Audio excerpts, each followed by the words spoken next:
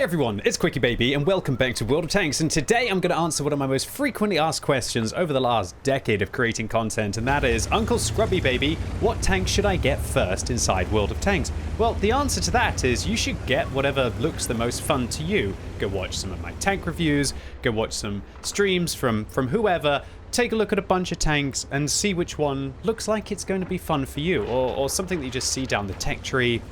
Go for it. At the end of the day, you can sit here and listen to sweaty little scrub lords like me about what vehicle I would recommend that you go for first, or you could do the fun thing, right? Because you might be disappointed. You might end up getting there and not liking the vehicle that I'm going to recommend today.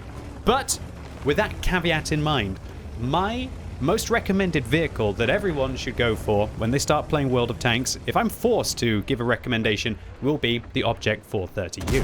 The reason why I recommend the Object 430U is because it's kind of like the most well-rounded medium in the game. Now, a lot of people might immediately go, well-rounded? What are you talking about, Uncle Scrublord? This vehicle's got bad accuracy, for example. Its gun handling isn't perfect, and it's a little bit of a whiffy tank with regards to its gun. But when you think about it, all of the other and it doesn't have any gun depression as well, which doesn't make it very flexible on a ridgeline. But all of those are kind of aspects that require you to know a lot about maps. They require you to know a lot about positioning, and with a vehicle like this, it's got the alpha damage to be able to make bad trades in certain situations. It's got the armor to be incredibly aggressive inside nice matchups. And it has the damage per minute to not get overwhelmed by any vehicle. It's not going to be the best damage per minute, it's not going to be the worst. And it's got very reliable ammunition. AP rounds with 122 caliber means that you can overmatch certain plates, for example. Oh, darn. You can't quite ram your opponents to death there, though, leaving that 1-2-1 on 7 hit points, but luckily the AP shell goes through.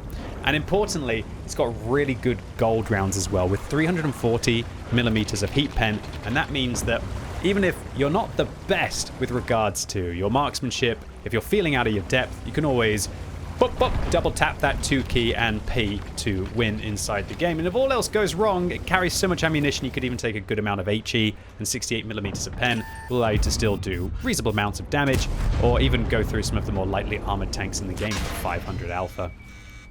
Another reason why I recommend the 430U is because this vehicle has such an easy tech tree to be able to go up. The vehicle before this is the Object 430, and what not a lot of people realize is the Object 430, when you first unlock it, it's pretty much as good as it's going to get. It doesn't have an upgraded turret, and it doesn't even have an upgraded gun. The 430 is an incredibly powerful tank if you know how to play it correctly. A good player should easily be able to get like 65-70% wins solo in that vehicle at tier 9. When I say good player, I mean like a pretty darn good player. But even casual players should easily be able to maintain their average win ratios, if not more. And remember, when you're playing World of Tanks the first time and you're making your way up the tech tree, it's like banging your head against a brick wall with every tier that you go up. Every tier that you go up, the game gets harder and harder and harder. Probably about between 10 and 20% harder, relatively, but for each level that you go up. As the players you play against will be more experienced, although this GWE doesn't seem to have figured that out. They're going to be bigger tanks that you have to deal with, more tanks that you have to try and figure out, more mechanics, especially towards tier 8, 9, and 10. For example, like Swedish tank destroyers now have hydropneumatic suspensions. There are double-barreled tanks. There are auto-loaders. There are auto-reloaders. There are soon going to be auto-loading light tanks inside the game with little spray-and-pray autocannon guns that you're going to have to try and figure out. But towards the mid-tiers, it's just a lot easier. And so, while I don't want this video to be about, oh, how I would start World of Tanks, but don't race up the tech tree. That's all I'm going to say about that. Spend time towards the mid-tiers, getting comfortable with learning tactics. And then when you get towards the high tiers, maybe you can give them the good old Christian side hug with your very low-profile tank and be able to just make tanks look really silly. So, tier 9 is a beautiful tier. Some of the nicest matchmaking in the game, so enjoy that 430. But once you want to make that step up to tier 10, I don't really think you can go wrong with a 430U. This vehicle, I recommend setting it up with something like vents, gun rammer, and you see me using an experimental durability here. That's my build for Onslaught, because this vehicle gets set on fire a lot, it gets ammo racked a lot, and so that experimental just bounce an AP shell from an M53-55. He should have fired HE at me and he would have destroyed me. Instead, I'm going to destroy them and pick up my 6th kill of this game. But yeah, this build, pretty much for Onslaught, because I want to maximize my firepower and I don't need any gun handling. You might want to drop out either the durability or the vents for vert stabs to be able to give you a little bit of extra gun handling. Or maybe coated optics if you don't have the best of crews. Ladies and gents, that was 9,300 combined in 5 minutes. So round 2, now we're going to be rolling out on Ghost Town. And you're going to see that this vehicle, it doesn't really matter how much it takes with regards to damage. It just seems to get even more scary towards the last little bits. And look, I'm not saying that everyone out there is going to instantly pick up this tank and then suddenly you're going to be getting 8,000 damage in all of your games. If that was the case, I probably wouldn't average like 3,000 damage in this tank, right? But it's just such a friendly vehicle for everyone to get their teeth into. And I think it's a safe recommendation as well, because you will learn how to play with armor. You will learn how to play sneaky as well. This tank has good camo. And so my second build on this tank, I would recommend dropping the gun rammer, dropping the durability device, getting an exhaust, getting a vision system on this tank. And when you do that, suddenly you've got kind of like 35% camo while you're moving around. So you'll be able to play on the fringes. And while you won't have the best sniping gun for when you're there, if you're able to outspot your opponents, you can allow your allies to be useful, or alternatively, you can just be able to do damage to tanks that can't see you, right? So this vehicle, it's perfect within that regard. It will teach you how to use armor. It will teach you how you can be able to be an aggressive tank inside a nice matchup with that armor. It will teach you how to try and make your trades. It will teach you with the camo rating on the vehicle as well, that will allow you to have that kind of a playstyle. There's many things that this vehicle will be able to do for you. It's a fantastic tool for you to be able to harness many different kinds of gameplay. And really, one of the strengths of the vehicle as well is that, let's say you can't, should we say, master all of those different aspects of gameplay. Nobody will unless you end up playing tens, if not like 100,000 games of World of Tanks, right? And some people could play that many games and still won't be able to master all of those aspects. But the interesting thing about this vehicle is you only really need to master one of them to start to be successful. And that is, use your armor correctly and hopefully learn how to aim, unlike me here against this 257. Looks like I ended up getting frustrated there and started to load gold against that vehicle. The 257's a fantastic starting tank as well. A lot of you might be questioning why don't I recommend that people go for the heavies. You can do. If you want to go for a heavy, go for it. That's down to you. The reason why I'm recommending the 430 is for everything that I've said so far, but especially because of that tier 9 tank. When you're first going down a tech tree, tier 9, when you play a stock tier 9 tank, it can be one of the most disheartening things. You get to tier 9, you feel like, oh, I suffered through tier 8, maybe tier 9's going to be better. And then you realize, no, it's really not going to be better. Tier 9 is harder than tier 8. And the vehicles that you play quite often are going to be worse stock than your tier 8 tanks were stock. Because at least in your tier 8 tanks, you got matchups against those tier 6s. And there weren't quite so many matchups against tier 10. Whereas when you play tier 9, it feels like you get a lot more tier 10 tanks. And a stock tier 9 tank, which is to all intents and purposes a tier 8 medium, or sometimes even worse than a tier 8 medium, will hold you back and demoralize you. But as I said, with the object 430, the predecessor to the 430U, you don't have to worry about that. Oh, this is dangerous. Coming around against the 4005. I'm not sure why I'm poking out now. I think it's because I wanted to bait the shell at the time to be able to get away from the guard shooting me, because I knew the guard was going to shoot me in the side. So I think I wanted to bait the 430 to be able to actually go around the corner. I think that's what I was thinking in retrospect. Otherwise, after you're reloading, you should never really just go around the corner against a 4005, right? Okay, so brutal game so far. This is looking like one of those rounds. We're up to like 3,000 combined, 3,200 combined here.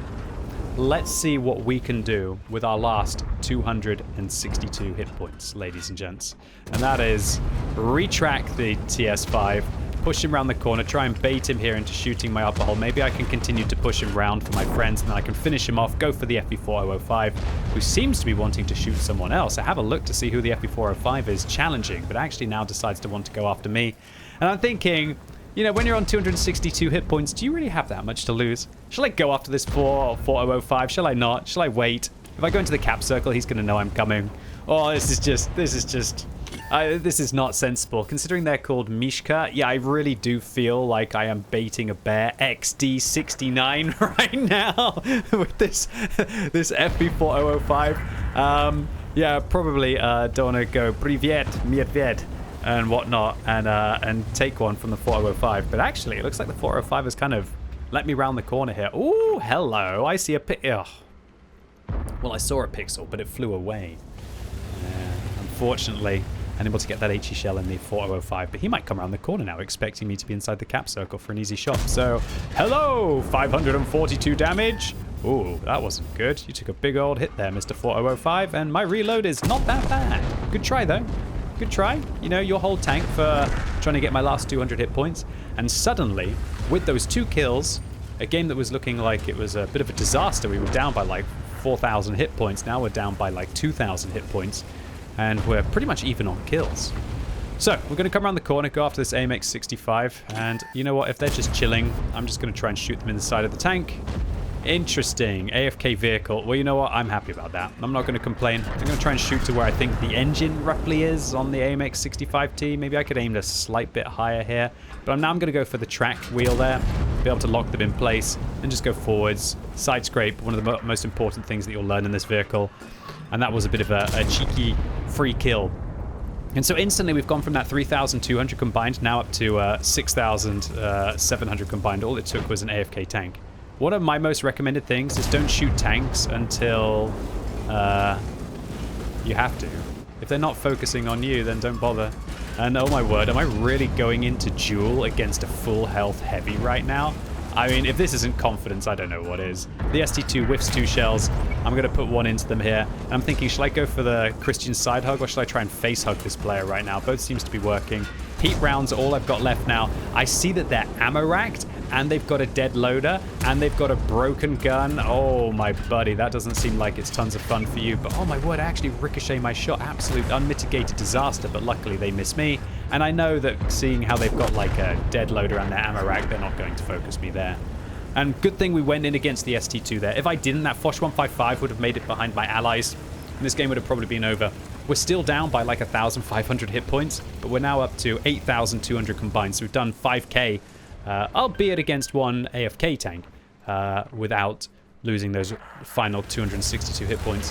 What I would have liked to see me do actually was maybe ram that ST2 just a little bit, because then I could have lost like another 40 hit points and been able to get adrenaline rush. That would have been a real min-max play in that scenario. So I think I should have rammed that ST2 just enough. What's that Foch doing behind me? Oh, thank goodness I didn't tunnel vision.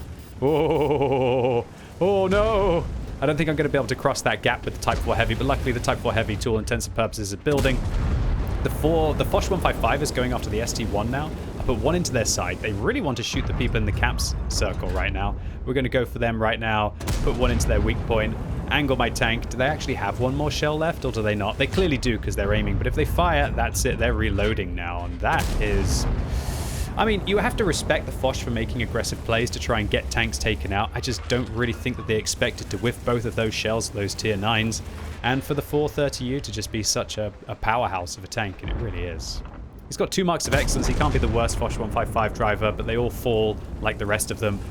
Boom, baby, 8,400 damage and 1,400 assistance. That's 9,800 now. So we've done 6k without losing a hit point. The last tank that shot me, as you can see at the top of the screen, is the TS5. And the 430U, it's just one of those tanks where I always feel like I have a chance. You give me a hit point, hopefully a few more than a hit point, especially if they fire HE at me. I feel like I'm in it to win it, right? It's this wonderful combination of armor with the mobility, with the damage per minute, with the alpha damage, with that heat pen, with the decent HE rounds. It's got everything, boys and girls. It's got everything. This vehicle has one of my best win rates of any medium tanks for solo play at tier 10, which I believe is mid-60s, if not high 60s. I'd be surprised if I'm not getting like 65% wins solo in this tank at tier 10. I don't know why more people don't play it. I don't know why more people don't really consider it. This is the kind of tank that if Wargaming were to buff, it would just become instantly insanely overpowered. In my humble opinion, I think it is already overpowered. But people just don't play it. Maybe it's because it's like not a flashy tank. Maybe it doesn't have the most interesting playstyle. Maybe because it doesn't have like an autoloader. Or it doesn't have like an auto reloader. Or it's not like super fast. Or it's not heavy and can ram like an E50M, you know? Shout out to this SD1 for listening to me here to coming over to this position. Because if he sat up there, the Char Future 4 could go after them. And then that now means that we can go forwards with the SD1. Really don't want to risk this game here and lose with only 5 minutes left. And allow the wizard on the enemy team, who we're having a little bit of a battle of the top guns kind of moment here when you got 5 kills on either side. But right now, I don't mind, man. I'm going to wait for the timer to cap out, and then I think I might go and try and get a cheeky shot. I say GG, well played. Know that bush will cover me. No top gun here. But just another fabulous round. To get that 6,000 combined, albeit against an AFK tank. Even if we were to take the AFK tank out of the equation, that was still 4,500 combined against tier 10 tanks when we got no hit points. So ladies and gents, boys and girls, the Object 430U, would you have thought that that was my most recommended medium? For all of the reasons that I've discussed today, I really don't think that anyone can do badly with this vehicle. And with all due respect, and I say this with the most love, if you are doing badly with a 430U, it's probably more of a you issue than a tank issue. So our first game was a high caliber for that 8,000 damage. We fired 21, hit 21, and penned 21, although that's usually only happening when you're in close quarters combat. With this tank, we get a Top Gun as well for our 6 kills, a Steel Wall medal for blocking enough damage to destroy this tank a couple times over, and a Spartan medal. And as we didn't fire much gold, we make 40,000 credits profit and would have broken even without a premium account. Next game on Ghost Town, this was a high caliber for the 8,400 damage, a steel wall for blocking, again, enough damage to destroy this tank at least one time over. And this time we did actually lose a substantial amount of credits as we ran out of AP rounds when we were whiffing them and had to dip into those horrible heat rounds. And just a passing mention should be made to, this is again one of the biggest reasons as to why I recommend the 430U line, I should say. And that's because look at the 430. Top gun, top turret, engine doesn't make a difference, and tracks are irrelevant on this tank. You literally get to play the fully upgraded tier 9 tank, which is very competitive if you know how to play it correctly right from the get-go without hoarding free experience, which you can actually spend on other things, which will give you a super easy transition to, at least in my opinion, a super powerful tank. Anyway, ladies and gents, boys and girls, that was it for today. Really hope you enjoyed this video. If you did, give it a thumbs up. If you hated it, give it a thumbs down. And let me know in the comments down below what would be the tier 10 that you would recommend getting first inside World of Tanks and why. And if you're watching this video as it goes live on Monday, there's a brand new token store. And for the next 3 weeks on Mondays, Wednesdays for the first time, and Fridays, you can get tokens to be able to spend on some epic stars, including one of the coolest ones in the game for the T95. Or if you don't care about stars, you can get some 5x experience games and some boosters just for watching the stream today. And for the next 3 weeks on Mondays, Wednesdays, and Fridays. So come along, catch some good games, and hopefully get some great loot at the same time. Or the loot is guaranteed, but the great games are not, at least every day. Anyway, really looking forward to seeing you all live right now on twitch.tv/QuickyBaby. And as always, thank you so much for watching. You've been epic, and hopefully I'll see you soon.